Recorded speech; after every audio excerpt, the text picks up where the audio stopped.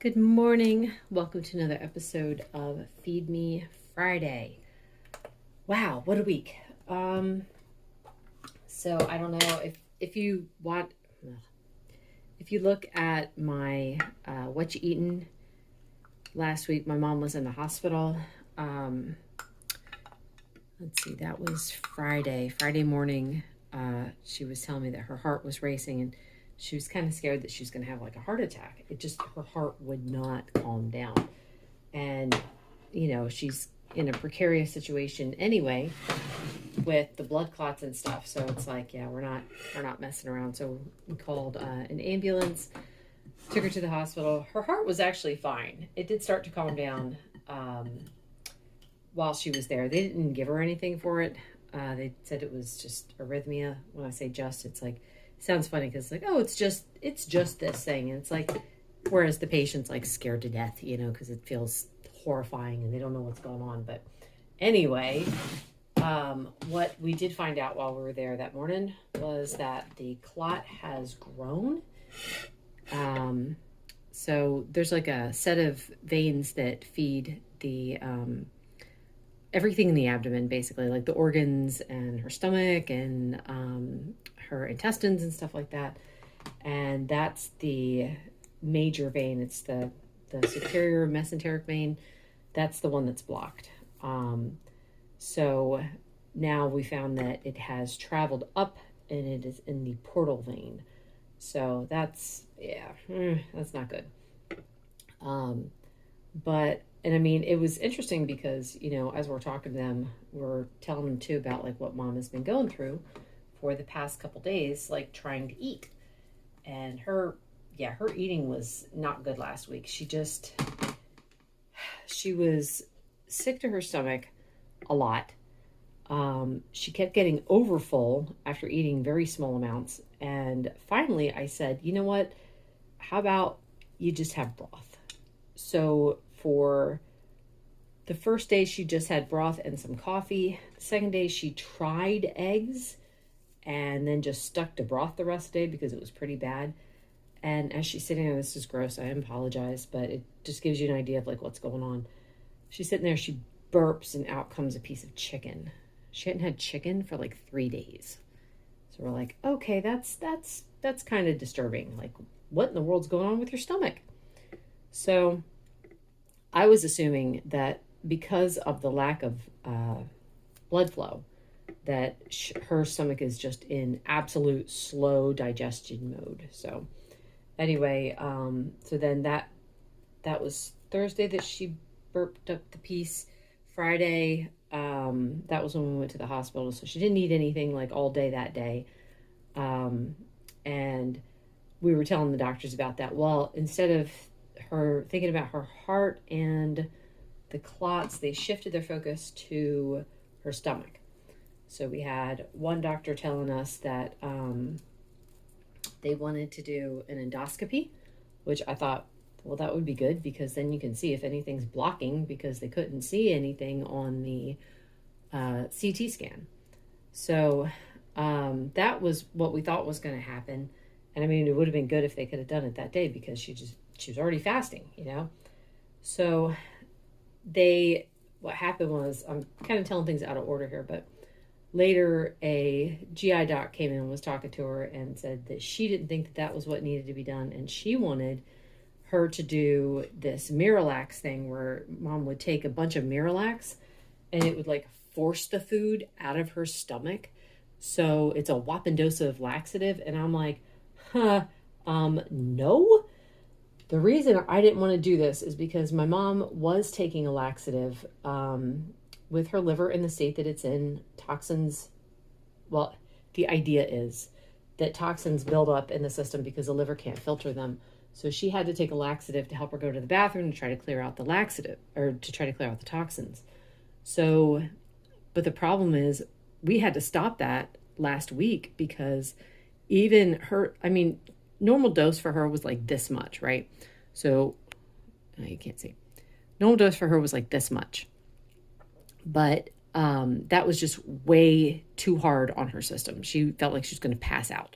So then we knock it down to half a dose. Still too much. I knock it down to like the teeniest, tiniest dose possible. And that was even too much. So I said, that's it. We're done with this thing. You cannot handle it.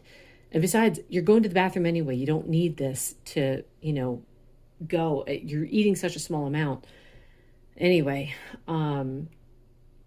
sorry, I hate talking bathroom talk, but it's a necessary part of this story. So anyway, let me think. So yeah, that doctor wanted to do the swapping dose of laxative. I'm like, I don't think this is a good idea. Another doctor was talking about there's another test that they could do to see how her stomach would empty. And she would have to eat something or take contrast. And again, she could barely get food in. So how are we going to do this test? And I'm just like, I just don't like this idea. Let me wash my hands. I'll be right back. This is Jamaica Me Crazy coffee with two tablespoons butter, 2 tablespoons of heavy cream, scoop of collagen, and a few dashes of salt. This is by Lancaster County Coffee Roasters brand. So with knowing the testing that they wanted to do on my mom, I kind of didn't want her to be there anymore, because I'm like, I just, if that's all the focus is and they're not worried about her heart anymore. They had put her on some potassium while she was there, 2 bags, Mom said, because her potassium was really low. They had also put her on a bag of literal sugar because her blood sugar was 73, and the nurse was freaking out about it. And I'm trying to tell her, no, 73 is fine. And the nurse was like, well, I'll ask the doctor. It's like, oh, okay. So she asked the doctor. Doctor said, yes, put her on a bag of sugar. So, yeah. Anyway, the reason why they put her on the bag of sugar was because she was trying to get Mom to drink some orange juice to try and bring her blood sugar up. And Mom could literally only do a couple sips. Now, I wasn't there for that. Otherwise, I would have fought them on that one. It's like, don't give her orange juice to drink. And like a full cup of orange juice, you would... Oh my goodness, I'm glad that my mom couldn't get it in, because if she had, it would have spiked well over 200. She's not on any medicine, she's not on anything to help keep the numbers down. She's just, it's diet controlled. So anyway, that's one thing to be thankful for. I think the highest it went, as long as they were testing, was like it's a little bit over 140. So then there was also, they were asking why she wasn't on the anticoagulants for the blood clots. And I was trying to explain to them her reasoning. It's like, well, she's either going to die from the blood clot alone, or she's on this blood thinner and she's going to die because a vein is going to burst and she's going to bleed out. So for her, it was, I'd rather just wait things out. And for them, it's like, oh, well, yeah, but the blood clots have grown, and this would have predicted. Who knows? I don't know. I just know either way, she's in a precarious situation. So we can't. It's just crazy. Anyway. So I kind of put that out there like Friday night. I said, I wish you were home. She's like, I wish I was there too. I was praying about it Saturday morning. It was kind of funny because Scripture Friday night, I was reading how it was saying, I will rejoice in the Lord. I can't remember the exact word, but like, I will rejoice in the God of my salvation. I'm like, okay, I will do this. I will stop worrying and, being frustrated. I have something else to tell you guys in a minute, but I was frustrated with the whole situation. And anyway, next morning I woke up and the scripture was like, the Lord will grant the desires of the heart, for those who delight in the Lord will grant the desires of their heart. And I'm like, well, the desire of my heart is to bring Mom home, but I don't know if that's what's good for her. And I don't want to do something that's not good for her. So I was praying and said, Lord, if that's something we can do, please work it out so that she can come home. So I get there, and my mom, first thing my mom says is, are you bringing me home?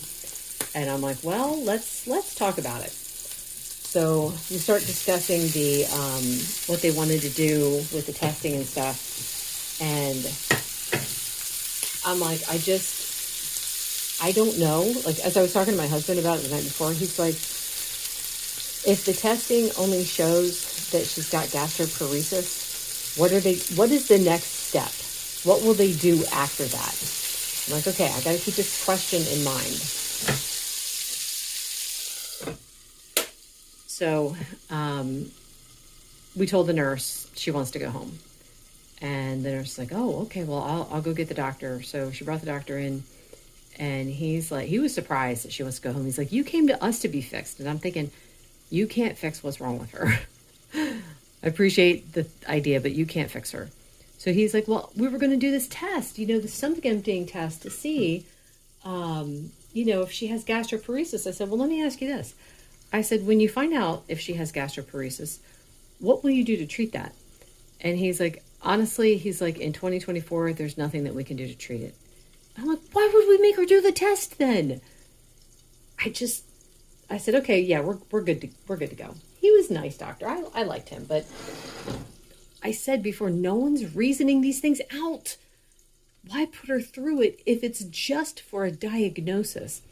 And just to interject here real quick too, we were talking to my mom's regular doctors, a follow-up yesterday, and I'm saying the same thing to her. She's like, well, it's to see what's causing the gastroparesis. It's like, the test for the gastroparesis does not tell you what's causing the gastroparesis.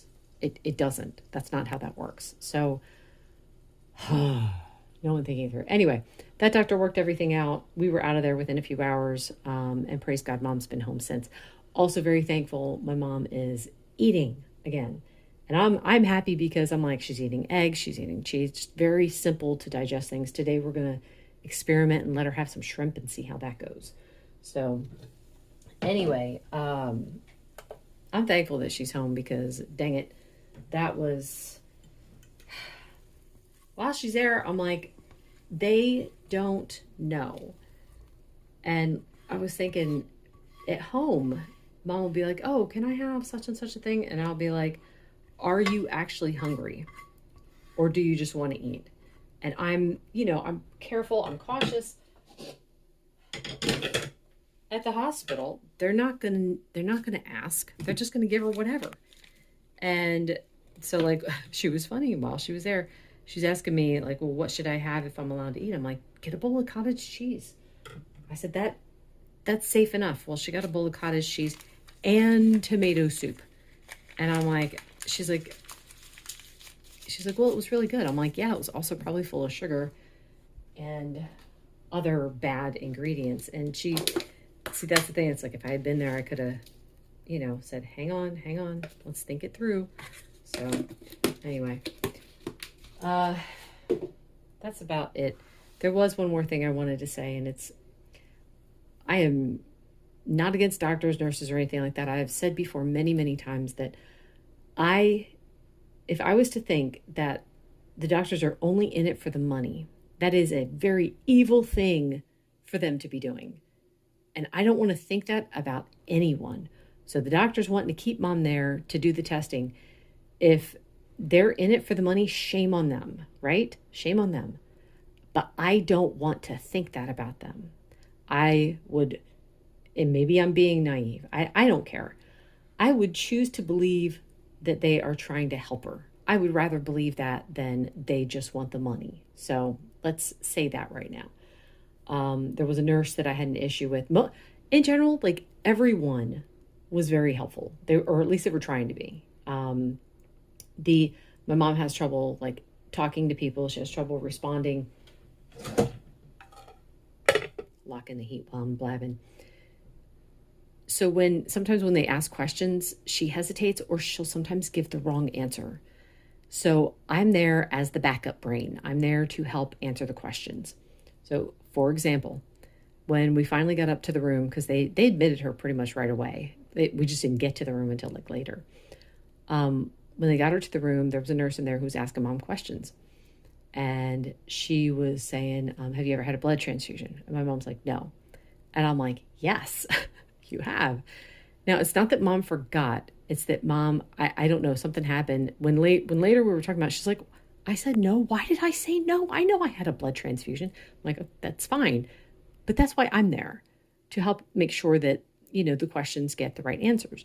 So I said yes to the nurse and I started explaining it to her, but the nurse started talking over me. And then there was also like, the nurse is like, well, did you see the GI doctor? And mom's like, yes. And I'm like, well, no. I said, she saw the nurse practitioner. And mom's like, really? I thought it was the GI doctor. I said, no, I read the woman's tag. It was the nurse practitioner. And the nurse says, well, I would consider that then that she saw the GI doctor. And I'm thinking, I would not consider it that. Not that I have anything against nurse practitioners. It's like, let's just call it what it is. She saw a nurse practitioner for the GI group, and that's fine, but she did not see a GI doctor. So, I mean, I believe that the nurse practitioner is doing the job of the doctor, but, whatever. So anyway, as the nurse keeps trying to ask mom questions and I'm trying to help, the nurse shushed me. She's like, she's like, I want to hear it from the patient first. I need to hear the information from the patient. And I'm, oh boy, okay, shut my mouth. That was another important lesson though, where God was like, I was highly offended. God's like, you don't have to be offended. You get to choose. You don't have to be offended. Yes, it's frustrating. But what's the most important thing right now? Making sure mom is taken care of. So I had to swallow that down and be like, now I do get where the nurse is coming from though. I do understand that, because there are people who come in and they just blah, blah, blah, blah, and they overrun everything. And it's like the patient never has a chance to say anything. Which, granted, that's not what me and mom are, but that's what the nurse is used to handling. So whatever, I understand that. So later, mom said to the nurse, she's like, listen, she's like, I need my daughter's help in answering the questions. She's like, I depend on her because I can't always remember everything that needs to be remembered. And I was like, yay, mom, thank you for sticking up for me. And the nurse was like, oh, no, I get it. She's like, I just need to hear the truth first. She's like, and I'm sitting there thinking, you need to word your stuff better, because saying that you need to hear the truth first because anything after that's not the truth. Oh my word. Yeah, that was how I left my mom Friday night. I was so frustrated after that experience. But anyway, like I said, I'm thankful she's home. She seems to be doing, I hate to say better because it's not really better. One of the things that we found out was that, so she's on certain medicine as needed. So like meclizine as needed. She's got a very light pain medicine as needed. What else? Zofran as needed for her stomach. So these medicines are all as needed. But the doctor, when he was discharging her, he like wanted to speak specifically to me. He's like, here's the thing. Those medicines stack. So she takes one for this, and a little while later she takes another one for this other thing, and then she takes another one for this other thing. He's like, that's going to cause the arrhythmia. He's like, she needs to be careful of taking these things as needed. So, okay, so we got that situated. I made sure I stressed to mom. It's like, don't just take something, think about what you've already taken, what's already in your system right now. So then there was also one more thing. She was struggling to even speak the other day. It sounded like she was drunk, and she said it felt like her jaw was clenching up. Well, it turns out that's another side effect of a medication. So it's like, my poor mom, she's got to choose. She can either be lightheaded and dizzy, or she could take the medicine and not be able to speak. So that's quite a choice to make. She can either be like sick to her stomach, or she could take this medicine that makes her very restless. She can either deal with the pain, or she could take this medicine that knocks her for a loop and makes her very, very tired. So I'm like, each of these things is like, oh, they could probably give you a medicine for the side effect, and then you'll have more side effects, and then you'll have to, so she has to take a step back and just kind of think, well, how bad is it? How badly do I need the medicine? It's quite the predicament to be in. So continued prayers, I would really appreciate it. That is all for now. I'm going to go eat my breakfast. Thank you for everyone who listens to me go on and on. I appreciate it. Lunch is some freshly grilled flank steak, and this is some cultured butter. I just feel so cultured eating it. I was thinking this, like, what's the difference between this and regular butter? This actually tastes like a mix between butter and cheese, maybe sour cream. I love it. I think it tastes so good. I don't cook with it though, because the flavor kind of gets lost when I cook with it. So yeah, I'd leave it alone. This is, let's see, chocolate truffle coffee by Wegmans. It's got 2 tablespoons of heavy cream, 2 tablespoons of butter, a scoop of collagen, and a few dashes of salt. Third cup of coffee. This is pecan sticky bun by, I think it was Christopher Bean. I don't remember. Some heavy cream, a scoop of collagen, and several dashes of salt. I wouldn't really call this dinner. This is taste testing the Courtney Luna carnivore bread recipe. I tried it by itself, just a couple bites, and it's fine. Like, I don't know. I didn't think anything gross about it, but I'll let you guys know after I try it and tell you what I think. So I just want to jump in real quick, and I had 2 things to say. I don't think I'm done eating for the day because that was really not a very big piece of bread. But here's what I want to say. So last week I was saying that, I had started having the 3rd cup of coffee again, and I did have a stomach ache the one night where it was real bad, and I couldn't quite tell what that was. Like, what was the cause? Was it hormones or was it the coffee? And I'm going to go with hormones because I haven't had a stomach ache since. I think the reason why I was getting stomach aches in the past was because, first of all, I had the 3rd cup too late. Second of all, I was having 2 tablespoons of butter in it, and I just think that was way too much fat for my stomach to deal with as I went into the evening. So second thing I want to say is the quick review of the bread. If you like pork rinds, you will like the bread.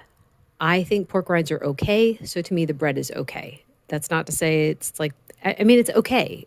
We did toast it, and both ways it was all right. I could see using it. I would slice it thin and make a grilled cheese out of it. I think it would be fabulous like that, like just frying it up in the pan and letting it get nice and toasty.